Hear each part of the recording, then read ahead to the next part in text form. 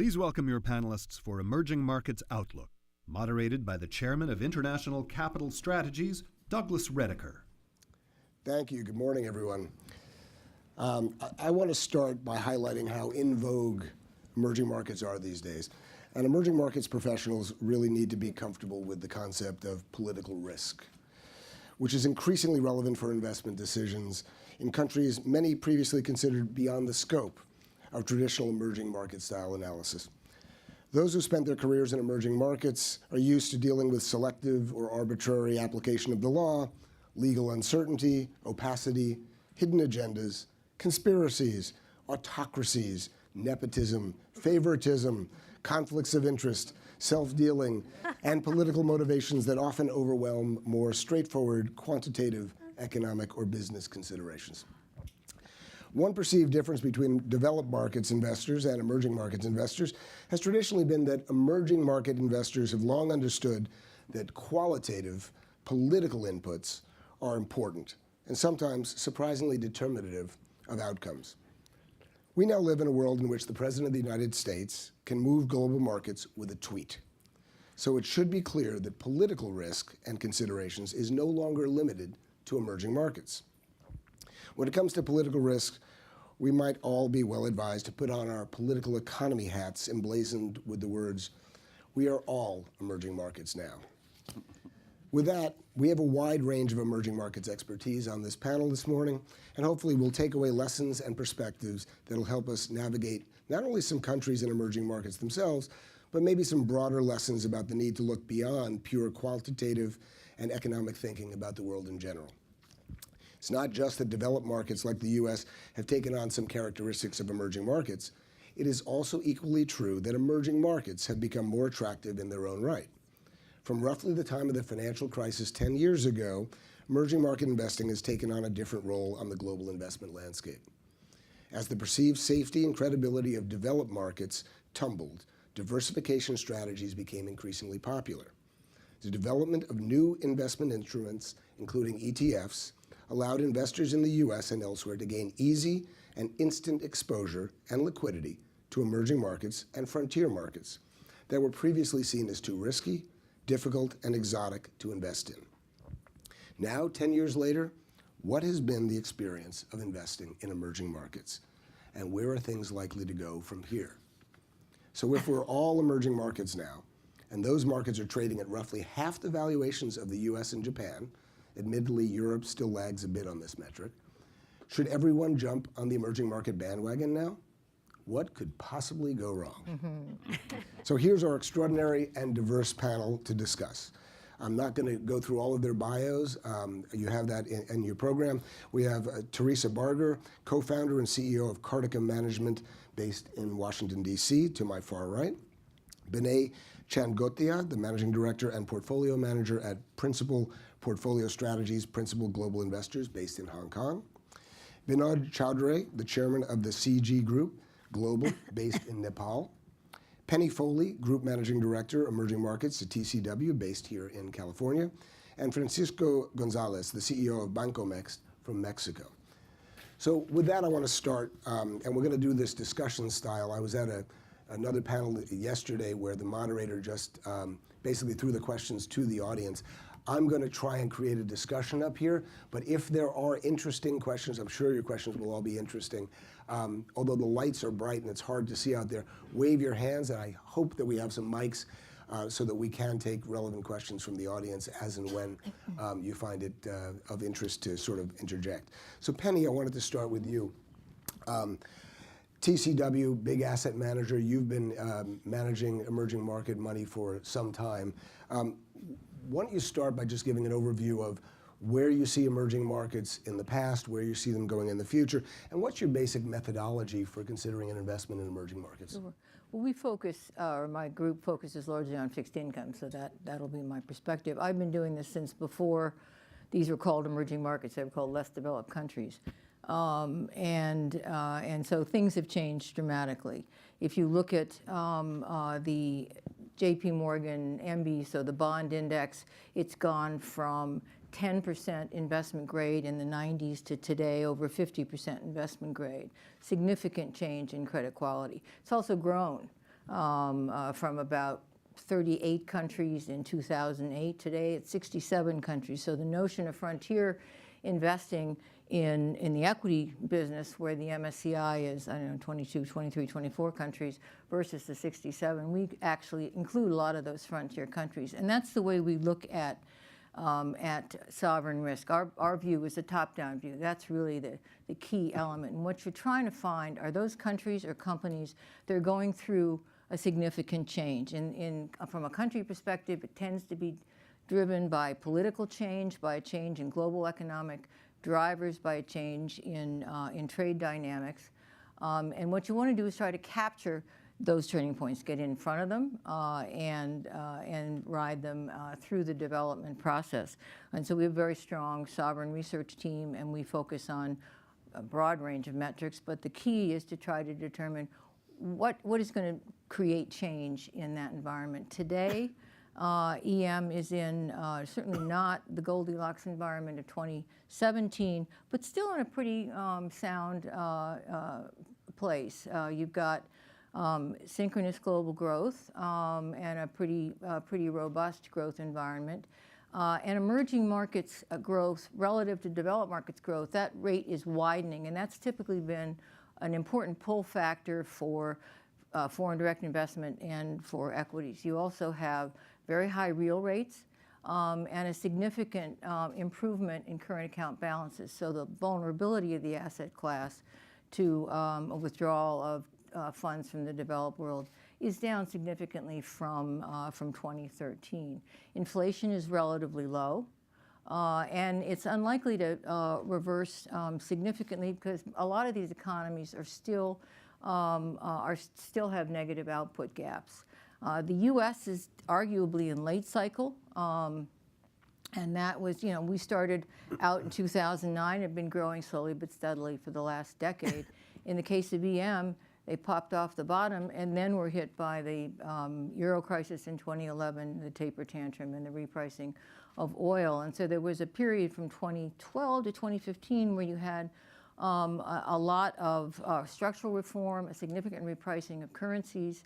And so EM are arguably early cycle to early mid-cycle, and therefore significantly less vulnerable than they have been in the past. Let me ask you, and then we're going to move on to Binay, but a question for you, and then I'm going to ask the same question of you, Binay, which is there such a thing now or in the foreseeable future for an emerging market risk-free asset? So you talked about credit quality, but are we talking about, for example, a Chinese government bond? I'm only using that because it would have the liquidity, and the economy, the underlying economy, is large enough to be significant in terms of playing the role of a risk-free asset. Is that something that we see today, or is everything a credit call when it's a fixed income story in emerging markets? I think the bigger question is, will the U.S. Treasury market be a risk-free? We are all emerging markets now. Yeah. And I think you're talking about something that'll take multiple years to get to. But I think that it really is a relevant question, and it's a relevant question with regard to what's happening in the developed world. I think one of the big transitions in the 2010-2011 period was typically, if you looked at the Eurozone, all the periphery countries were priced. It was basically, an interest rate trade rather than a credit trade, and that shifted there. And I think eventually people's view of where the risk-free asset lies will change. But great. All right, Binay, same question for you. Is there such a thing as a risk-free asset in emerging markets now or in the future?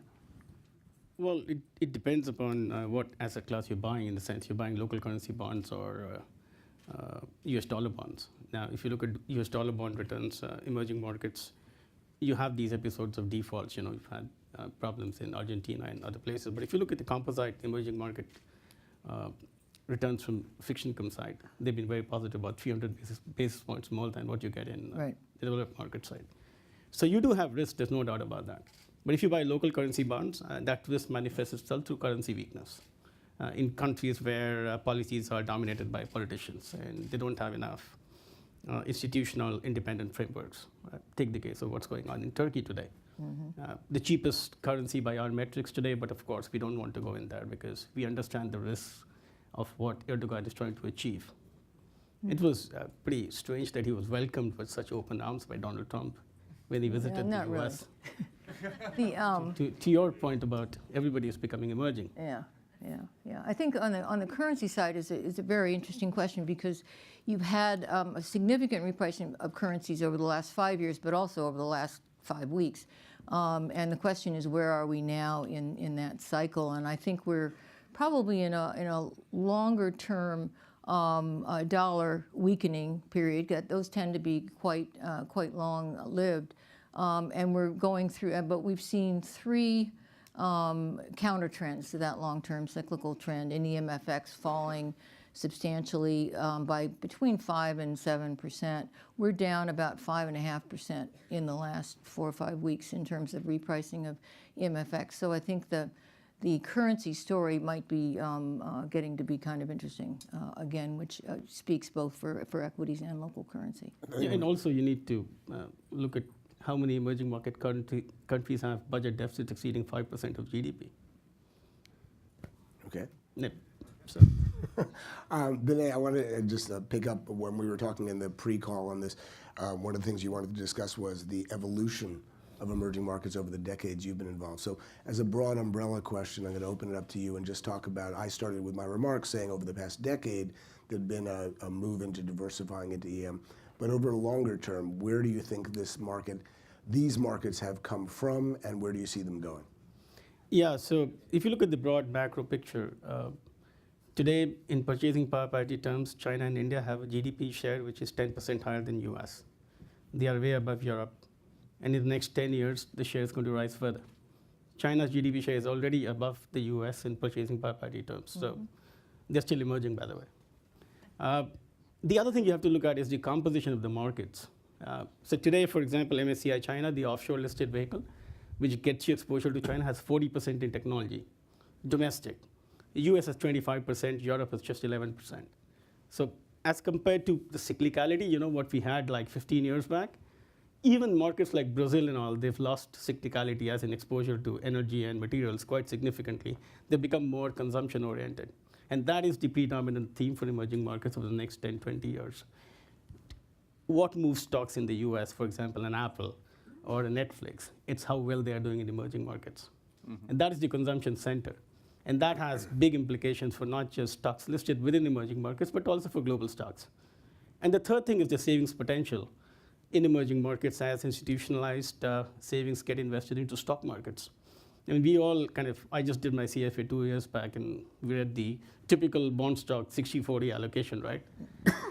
And that goes for US pension funds, right? In emerging markets, most of the pension funds allocated 10% to equities. Right. Look at the amount of money that can go into equity markets. Right. In these economies, should they adopt a more balanced approach to asset allocation? Take the case of India.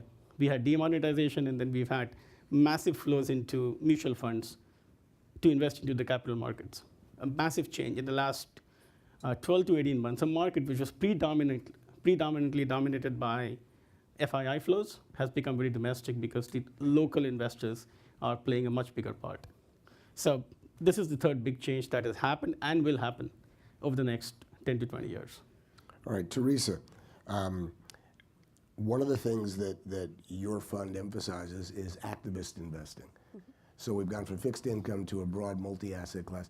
You're pure long equities, but with an activist bent. So why don't you, because I like the idea of what your fund does, why don't you explain what it is you do and how you do it, and maybe also give some anecdotes, if you would, about where it was surprising in terms of being an activist investor in emerging markets. That's a tough job. Yes. Well, thank you. So in the emerging markets, what we can do as activists is circumscribed by the structure of the market. So 85% of all listed companies in the emerging markets are controlled. So 51% or more, they are controlled by a family, a founder, or the state. So most of our companies are family and founder companies. Also, family and founder companies have much better stock appreciation over the last 10 and 15 years than widely held or SOEs. So that's also positive. So we're working with a family that owns 52% of the shares. So we are not going to get in a battle with them, and certainly not in a proxy fight with them. So in fact, we have to persuade them with good ideas. So we're like the Cliff Robbins of activist investing for the emerging markets, if you're familiar with what Blue Harbor does in America. Small and mid cap, and constructive. But we're constructive not because we're nice guys, although maybe we are nice guys, but because that's what's successful. To persuade people what to do. So there are all sorts of, there are many, many anecdotes, but just a little one. We went into a company in Peru. It was trading $300,000 a day. For those of you in the equity markets, this is nothing. They had no analyst coverage, and they had no information in English. So, hey, we go to the patriarch of the family, and we say, Don Jose, what do you think of your stock price? He goes, oh my God, it's so low. I'm thinking of hiring consultants to tell me what to do. But no, we can tell you what to do. They did everything we asked them. So they had no reporting in English, have reporting in English. They had no segment reporting, although they had a number of different segments. So segment reporting. They had non-core businesses. People love a pure play. The market rewards a pure play. They don't want a company that does this and that. So they got rid of non-core businesses. We went around quietly to the sell-side analysts and said, you really should look at the stock. And now you can understand it because it's also in English. And so then they got analyst coverage. And by a dividend policy, succession, which is hugely important in family companies in emerging markets, whereas in the US, no one thinks about succession because the board will just get the next CEO. Huge in emerging markets. If the people don't know which family member is taking over, is it the smart second son or the dumb first son, right? So they know, they care. And then by the time it doubled in less than 18 months and we got out, with his trading $3 million a day. So that's the kind of thing that's the lowest hanging fruit that you can have in our business. Let me just push back on, well, not push back, but augment. So you're looking for returns, you're looking for an activist role, but you're actually dealing with countries and regimes that are less than robust in terms of traditional rule of law protections. So what has been your experience in dealing with, I mean, you've just given a great example where you came in and it was a win-win, right? Everybody made money because you said, gee, just disclose what you're doing to a broader audience and create some sort of a narrative that people can understand, and suddenly it becomes more accessible. That's a good story. Are there counter stories where you came in and the entrenched interests of either the family or whatever the dominant shareholder was were something that you ultimately thought you could deal with and then found that the local flavor of the market was simply too great to overcome? Yeah, there are a couple of cases of that. I think one that's most instructive actually wasn't the local flavor. We had an investment in Brazil, and the controlling shareholder was a British guy who was a fund manager. So he looked like us, right? And we talked about the same things. And always beware of people you think have the same resume as you do. And so we said, well, he's going to understand this. We were the first people to understand that 70% of everybody who can invest in Brazilian equities could not invest in this company. They were a offshore listing, a Brazilian depository receipt, and therefore none of the pension funds or mutual funds could be in them, and none of the passive funds, I know that's another topic you like, could be in them. And so we said, we think you should change to be an onshore listing. We hired lawyers. There was some complexity involved, but it was very doable. And we had PowerPoints, and we had dinner meetings, and we had lunch meetings, and we had short emails and long emails. And finally he said, you know, Teresa, I'm just not going to do this. And like, what can you say? And at that point, they had done a lot of what we wanted, and the managers under him were all really keen to do a lot of other things, but this very big value creating, value unlocking event, he wasn't up for. So what can you do? What can you do? Binod, you're actually a business operator. Okay, we've had big investors here in fixed income and equity talking so far, but you've got a different skill set, a different set of experiences from a different perspective. So as a business operator in emerging markets, first of all, I'd love you to describe briefly what it is your, if I can use the word empire, consists of in terms of both geography and industry.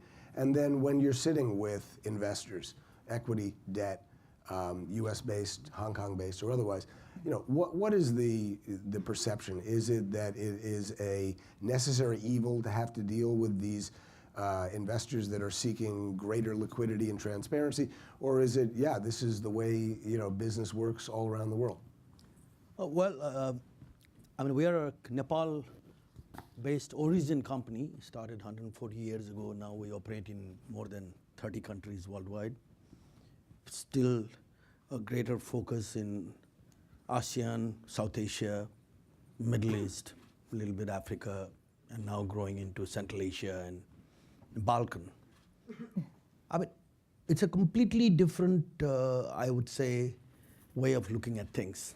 We do have our family offices in Dubai, which is also dabbling into fixed income and equities, and sometimes I wonder how much our people who are managing those are on top of the situation, as I am on top in terms of managing my business or creating my own business. We typically look at the fundamentals of the countries where we invest. And what business are we talking about? I think it has to be, you cannot generalize, okay? Even in the worst political environment, there are industries which has to grow. For instance, my food business, okay?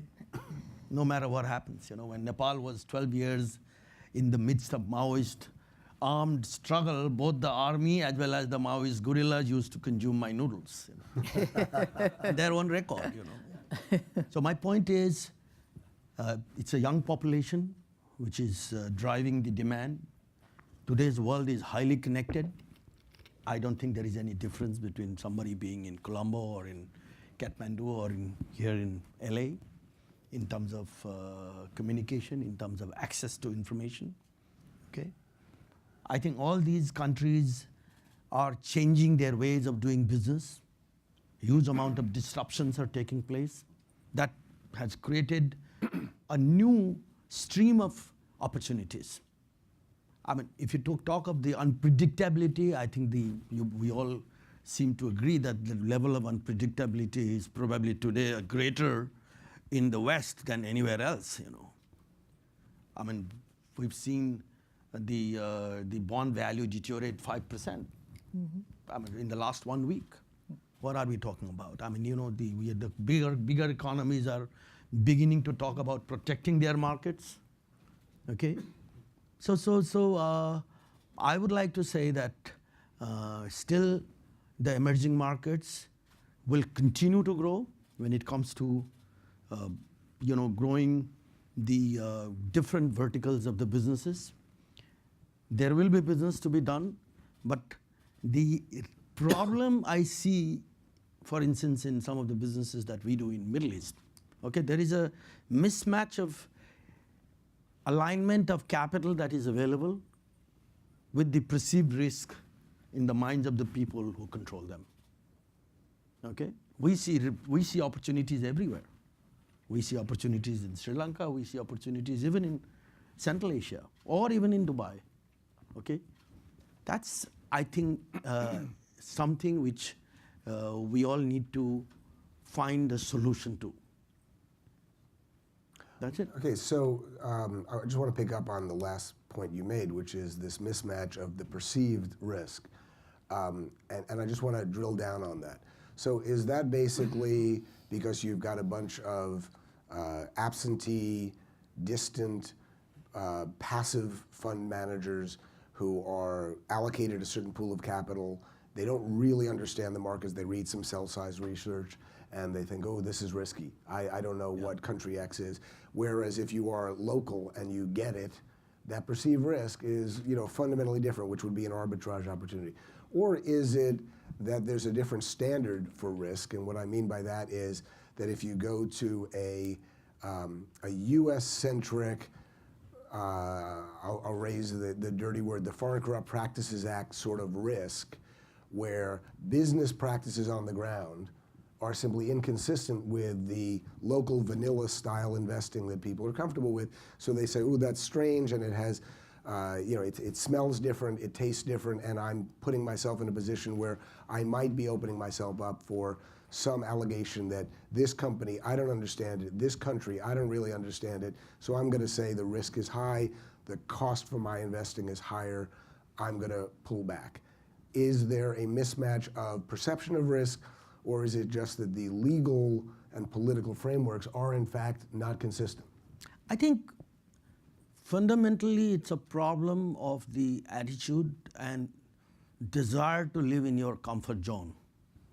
Okay, I think the economies that I'm referring to, okay, if there are, relatively speaking, greater risk, the rewards are even greater, even bigger.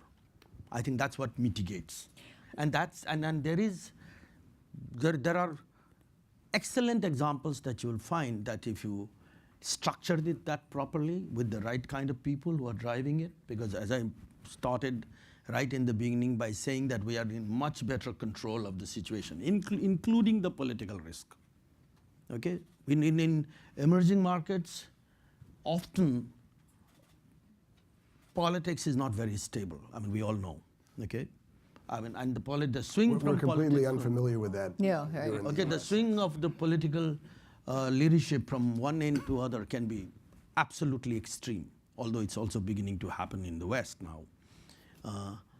But you know there is huge pressure on all political leaders and parties and governments to deliver. I think that's what is the fundamental issue which compels them to talk business. Yeah, I think that's right. And to deliver on corruption. Right. Don't you feel that there's so many popular movements against corruption? Saw that we see that in Brazil, we see that in Philippines. Mexican elections is about corruption. India, Demon to some degree was a response to corruption. What do you think about that? I think it's a problem the whole world is facing, Yeah. if you ask me. But now the people are demanding it. Yeah, so I think there is a greater transparency. I think it's not easy for corrupt people to hide their wealth and money. Harder. I can tell you that.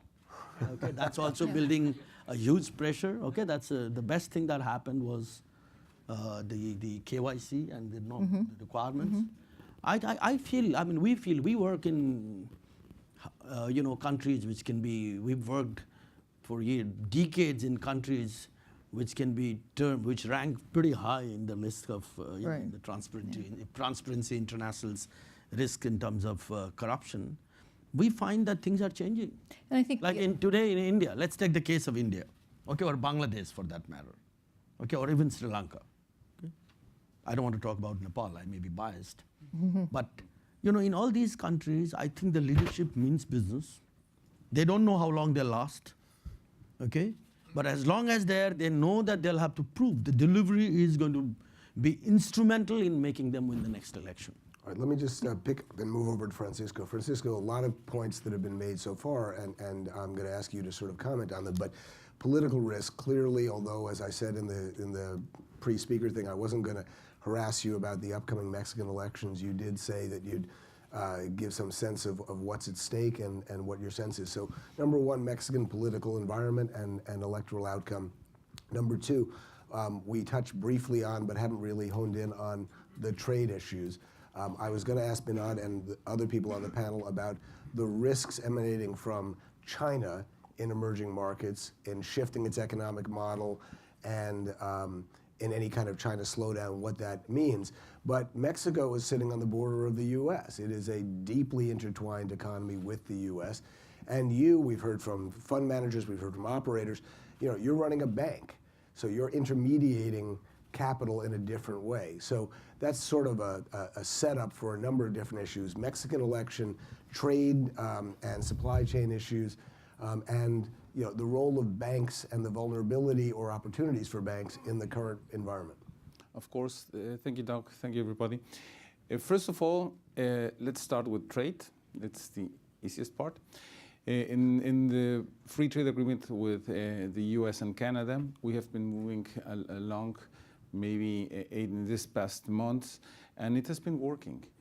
What happened? We have been in a roller coaster with the tweeters of the administration, and this is really complicated because this brings a lot of uncertainty. Uncertainty is the word of the negotiations today. It's complicated because we know that the business people, we know they need a free trade framework. We need a free trade framework also for investors, but it's complicated if you negotiate something and tomorrow you have another kind of issues that popped up in a Twitter. Then, nevertheless, we have been moving along, and we are 2 weeks to 1.5 months in this time frame that we can sign the final free trade agreement, the new 2.0 NAFTA. But this is not the only free trade that we have been reviewing. It's also the one with Europe. It was amazing, the openness of the European community, and also the one that we finalized with Brazil. This is not a complete free trade agreement, but it was also one step beyond. We have also, of course, the CPTPP, so many P's, T's, and so, but the Comprehensive and Progressive Trans-Pacific Partnership, and this is something also that's moving. Then when you take into account all the openness that we are achieving in this moment, and also all the problems of transparency, because we talk about transparency, but this is not only transparency from one part of the equation. We need both parts of the equation be transparent. And you saw this in Brazil, when the private sector and the public sector, the private sector was the one who opened. Odebrecht was the one who showed who was responsible of corruption, and then the other part went also to jail. But it's both parts. It's not, you can dance tango alone. It's a say of the president of Transparency International at the World Economic Forum in Sao Paulo. You need really to take both parts of the equation. Back to the elections in Mexico. In this sense, transparency has helped, yes, but there are also a lot of fake news around. Then this is complicated with the polls, with the elections. The last polls say that Andrés Manuel López Obrador will win the elections, 90% of probability. And in this sense, I can tell you that just 1 week ago, President Peña Nieto said that the institutions in Mexico are stronger. If you review those of 6 years ago, 12 years ago, this is not only stronger because I say this, but because of the reforms, for example. You needed a complete new framework. If you want to change something, you have to go, yes, majority of Congress, but also majority of half of the states of Congresses must vote also against or in favor of the one you are proposing. Then really the changes in different institutions also, transparency, the new law system, the different things are really infrastructure and structure of reviewing that in this sense, at least, it's strong enough. Second, in the elections, the team of the 3 candidates, the major candidates, there are 5, are really more open. They have good people. They have also bad people in the teams. But mainly you can see that it's more evolved into a really political, not politically correct, but a really economically correct view of many things. And the third one is the markets. The markets worldwide has already reviewed that even with López Obrador or with Meade or with Anaya, the country will continue in the way that we have been moving in the past years. All right, so what's a bigger threat? You just described the AMLO situation as a political threat or mitigating that threat or minimizing it, but you didn't touch as much on the risks of supply chain interruptions with the US and escalating trade tensions. Is it your sense that that is overstated, or is there a legitimate, real economic impact that we all have to be braced for? It was like ups and downs. At the beginning, it was really a huge risk because it was with a Ford plant in San Luis Potosí and also with others, with Carrier in the US and Mexico. But it has stabilized, and you can see the investments flowing. You can see that the supply chain is growing. It's not growing only because of US investment, also of Japanese, Chinese, European investment. It's getting stronger. In the past 8 months, 1 year, you can review the flow of FDI, and really this is a strong flow, mainly in automotive, mainly in aeronautical, mainly in electronic, in manufacturing. This is a very strong sector, but you can see this also in this openness that we have been talking about, also with tourism. This is sometimes something that you don't touch because the actual investments are more oriented to manufacturing. But we're the bank, the #1 bank for the tourism sector. And we were number 15 in 2012, the country as tourism receivers. Now we're number 6. We could surpass Germany and UK, for example. And this means that in general, you can see also supply chains, because you have also ship cruises coming to Mexico. You can see also the supply chain of the food chain, and also the exports of food are growing. Then the supply chain in the past years have been evolving to something stronger and with more routes to other countries. I was going to ask a follow-up question on local currency. I'm going to come back to it later, but just be prepared. We heard earlier about US dollar denominated issues versus local currency, and I think one of the great contradictions in the current President Trump view on Mexico is, in order to address his perception of an imbalance in the trading relationship, he's trying to weaken Mexico's economy, which basically would say to me that the local currency might not strengthen, but would weaken, which would make exports more competitive. I'm going to come back to that, but just throwing it out because I do think that this local currency issue is something that permeates. Binay, let me turn to you on a more broad sort of last couple of decades perspective again. Let's say 20 years ago, I think the US had a more dominant role in each of the following 3 aspects of investing: the sources of capital, the destinations of capital, and the intermediations of capital. So the capital markets in the US were by far the dominant capital markets in the world. US had the most liquid investable assets. This is before oil-producing countries really created a different dynamic on that basis, and before China grew and other countries like that. And then international opportunities to invest. I mentioned before ETFs, but there's a broad array of investment opportunities, way, way more extensive than there were even 20 years ago. You're sitting in Hong Kong. How much of the perspective from Hong Kong touches on the way, I would argue, US investors see the world, which is a very US-centric view of both sources, destinations, and the intermediations, the markets, and how much of your life really doesn't involve touching US markets and other aspects of capital? In terms of setting the template for the emerging market economies, whether it's financial architecture or it's the savings architecture, clearly emerging markets look to what's happened in the West, especially in the US, to kind of implement similar structures. Not all countries do that, but the countries that have done that have been significantly influenced by what's happened in the West. In terms of flow of capital, US still controls a large chunk of capital flows. There's no doubt about that, because it's the market with the largest institutionalization of savings, of domestic savers.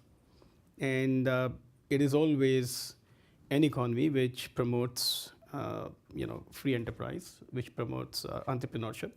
And therefore, in that spirit, investors from the US are always willing to take the risks in kind of the hope that they get additional returns. What has changed in the last 5 or 10 years is development of local institutions. Like, take the case of Hong Kong's evolution as a global stock market now. Our index in Hong Kong represents about 65% of the market cap is to Chinese companies, even though it's a Hong Kong index. Take the steps being taken by China to open up their capital markets. The contrast between India and China is fascinating. India decided to open up its financial architecture 25 years back. They let foreigners into the country, especially on the equity side. They set up independent regulatory bodies, SEBI, RBI, the monetary authorities, very independent. They conducted policy to achieve a certain level of excellence in these areas. They lagged behind in manufacturing. China went the other way around. They focus a lot on manufacturing, and they're only beginning to understand the importance of capital markets now. Maybe they benefited because they had the gateway through Hong Kong, but now they're serious about, say, allowing Chinese tech companies to list back in China through the CDR route. They are more open, but of course, they decide their own pace to open up the markets. So that process, the development of pension institutions, mutual funds, means that these markets, which were so dependent on foreign flows earlier, are beginning to look inwards a lot more to tap the domestic savings pool. And the domestic savings pool has grown significantly. You talk to any private bank today, they will clearly tell you that the biggest source of growth for their assets, for personal financial assets, is emerging markets, not the developed markets. They still lag in some areas, as in they still need to, I guess, have more independence in the institutional framework, but they're going to get there. Penny? I think it's interesting because it's really changed the dynamic in terms of risk. If you look at sovereign debt in 98, 99, external, it was about 100% was really denominated, or close to 100% denominated in hard currency. So, and they had fixed exchange rates. And so when the fixed exchange rates became overvalued and they had to default, then they had a huge balance sheet problem, and hence default and devaluation. Today, about 75% of sovereign debt is denominated in local currency, which is a totally different set of risk factors, because it's obviously a whole lot easier to pay back your debt in your own currency. And that's really a reflection of the growth in the institutional framework in a lot of these markets. So just picking up on that, does it concern you at all that I think you said 75% of sovereign debt is denominated in local currency? I'm not sure what the proportion is. I used to know it. But corporate debt is still disproportionately dollar-based. It is. Essentially what corporates have been doing is moving from short-term bank financing to longer-term bond financing, and most of that bond financing is international and not domestic. Domestic investors are still largely rates buyers, not credit buyers. So there isn't a broad corporate market in local currency. So that definitely is a different set of risks. I think on the corporate side, the big growth has been in China. EMX China, you're looking at debt to EBITDA of something like 2 times versus in the case of the US, it's closer to 3 times. And you're getting paid an interesting spread per turn of leverage at every ratings category to hold EM debt. But there's no question that China does have a large and still growing problem on the corporate side, but of course China has resources to deal with them and are beginning from a policy perspective to focus on that deleveraging opportunity. Binod, let me pick up on this. First of all, a lot of your investments are in a region that would be exposed to China. So if you can just give a sense of how you see that, but also picking up on what's a little bit of a theme developing here, which is the local currency exposure. As an economist, you would argue issuing in local currency is a good thing. You are insulated from the shocks that Penny alluded to. It makes all the sense in the world. As an investor, that very flexibility, which gives you the ability to devalue if you need to, is a risk. So as an investor in actual operating companies, how do you see currency risk, and how do you see exposure to China as both risk or opportunity? Oh, well, I mean, of late, as everyone knows, China has become extremely aggressive, okay, particularly under the One Road, One Belt initiative. I think the whole reason, if you look at South Asia, is overwhelmed. I see the same happening in Africa, parts of Middle East, Central Asia. And they are the kind of initiatives, the kind of packaging in terms of investment structures that the Chinese are prepared to do is unthinkable. You know, it's not only a highly low cost debt which comes as a part of the overall deal, even if there is a strategic interest they have in a particular country, the kind of partnerships they are prepared to do goes beyond these typical corporate considerations. And I think that's playing a big role. I mean, like Bangladesh, Sri Lanka, Nepal, I mean, these are countries today where Chinese investments across the board, I mean, it's not only in infrastructure, okay? It is beginning to take the center stage. Even in SME, okay, there is a huge influx. Now, talking about the exchange rate, yes, that's a huge issue. So we typically try to structure our financing with a larger component of the local currency exposure, okay? Unless, I mean, like we are one of the big hotel operators. I mean, we manage hotels, we own and manage hotels, across all these destinations. And if our foreign currency earnings are big, then we don't care. Right. So it's a question of balancing. It's a question of balancing your revenue with your costs. I think capital will still continue to remain an issue in these markets vis-a-vis opportunities.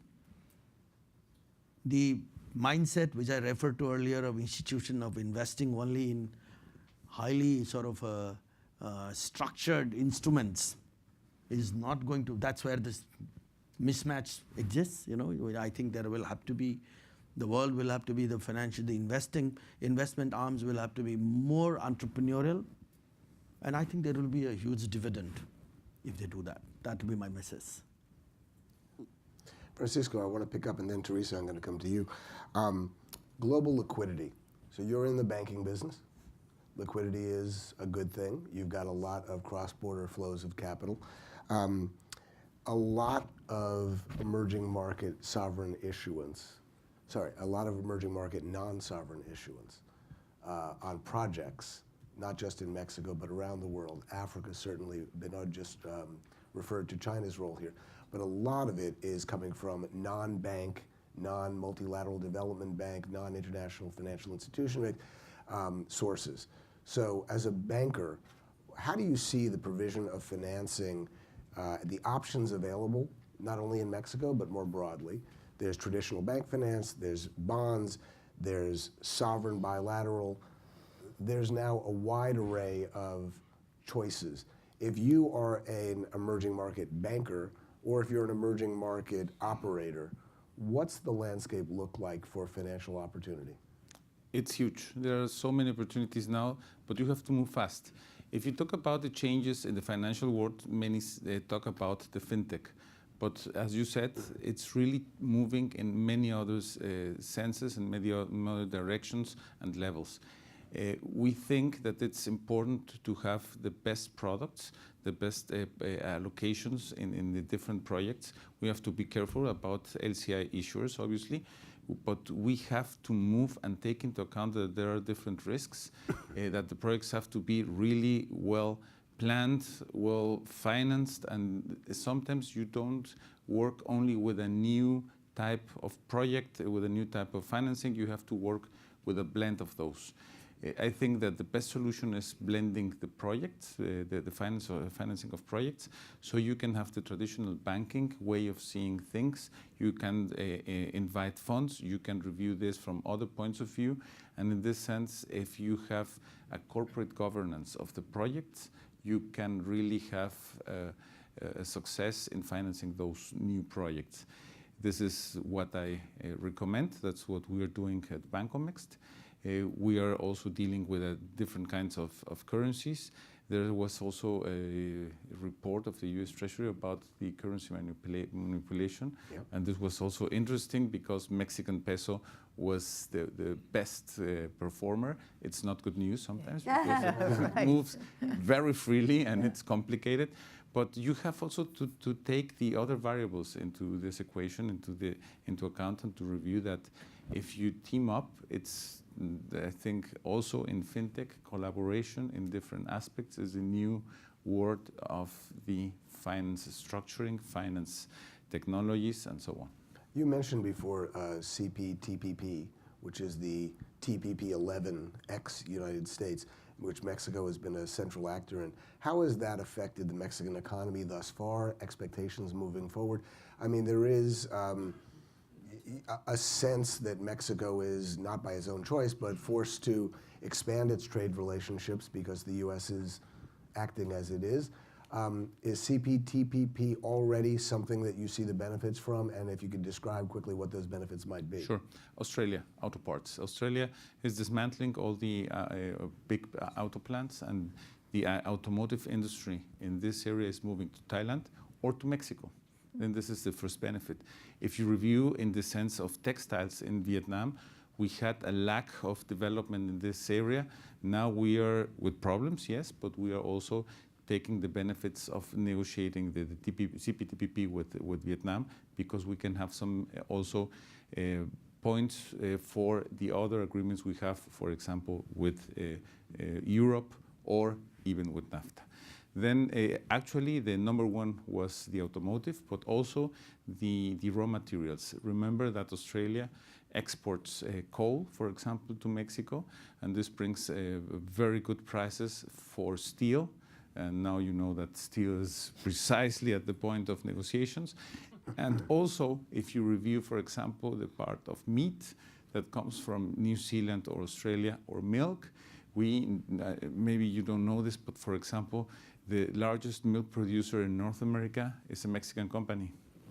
And they have bought Borden, and they have also in Nicaragua, not in Costa Rica, but in Honduras, in Panama, different companies also. Then it has benefited because we can, benefit from these raw materials in this area, mainly. Obviously with Japan too, but we had already a free trade agreement. Teresa, let me migrate the conversation a second to something I think that your fund emphasizes, which is socially conscious investing, ESG.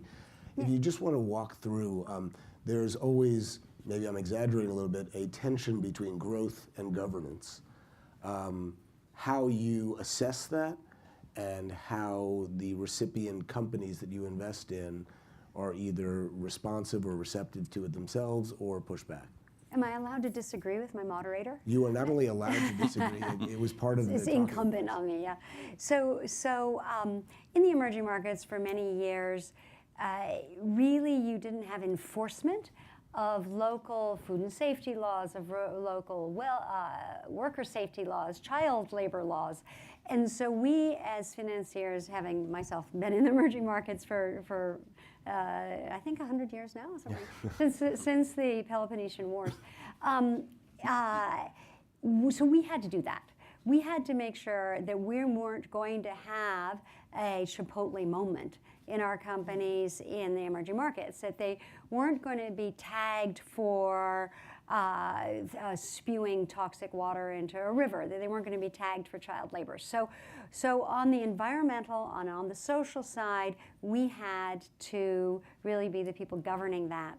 Then on the governance side, so the environmental and social, what we found is that's where we cap our risks, right? We want to make sure there are no risks there. Sometimes there are some opportunities, but on the governance side, a well-governed company fetches a much higher PE than a badly governed company.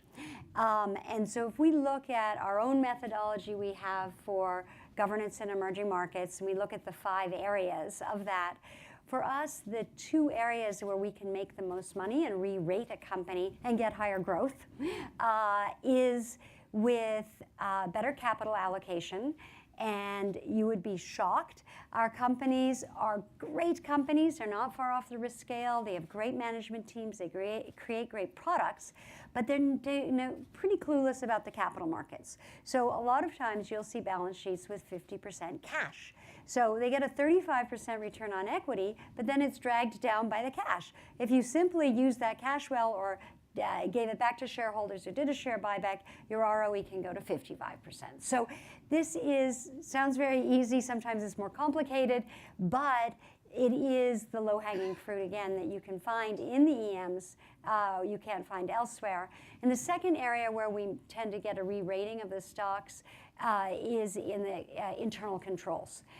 Companies with bad internal controls don't really know their own metrics, have it harder for them to grow because their KPIs aren't keeping up, they don't have the right measurement systems. That's something that's fixable and that good companies want to fix and want to do well on. And so we can help them to create that and actually get growth. So governance, not to talk about the board, et cetera, some other things, but those are really important. So a quick personal observation, 20 years ago, plus or minus, after the Russia crisis, I had the opportunity, I was doing a lot of work in Russia in those days, to deal with a Russian company that in 1999, so the year after the crisis, said, we figured out how to come out of the crisis. And what was it? And they said, on our transparency now, we use the words corporate governance all the time. Good. I said, what does that represent? I said, oh no, we haven't changed anything. We just use the words corporate governance. And to be honest, the investor universe Open bought sesame, it hook, magic line. words. The investor universe bought it hook, line, and sinker.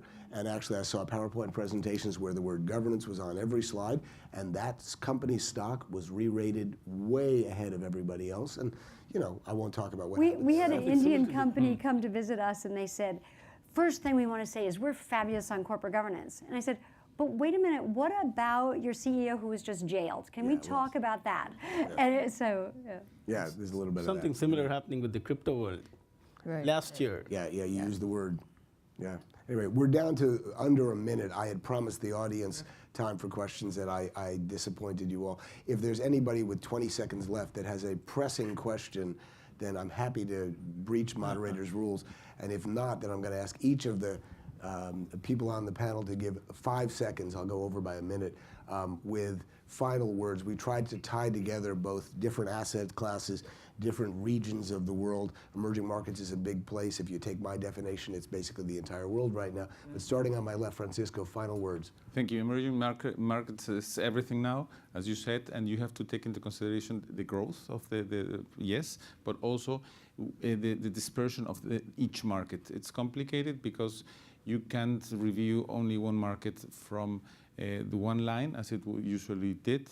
You have to review this in different layers.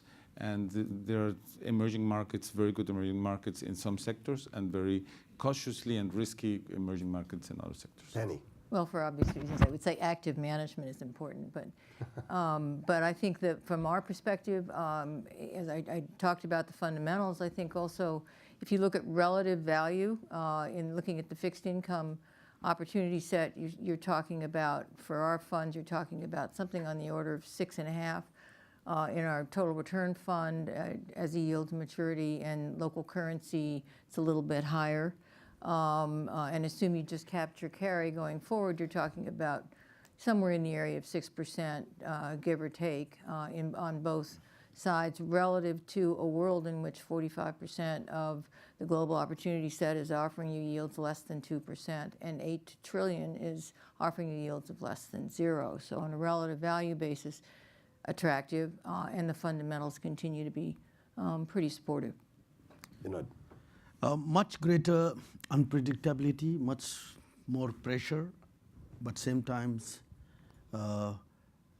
given the new range of technologies which is going to drive the future growth, huge opportunities, because these are all unexplored markets.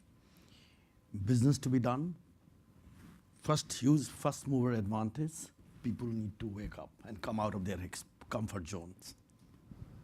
Well, I would say risks, opportunities, the belief and the commitment to ride the rough periods. And you do make money by being invested into emerging markets. They are big. They have a place in all asset allocation portfolios. Last word is yours, Teresa. Okay, time is up for the panel, but time is not up for emerging markets. We're in for another cycle of another 9 to 10 years. Oh, good. Ending on an optimistic note. Thank you all for being here. Yes. Thank you all the panelists. Thank you.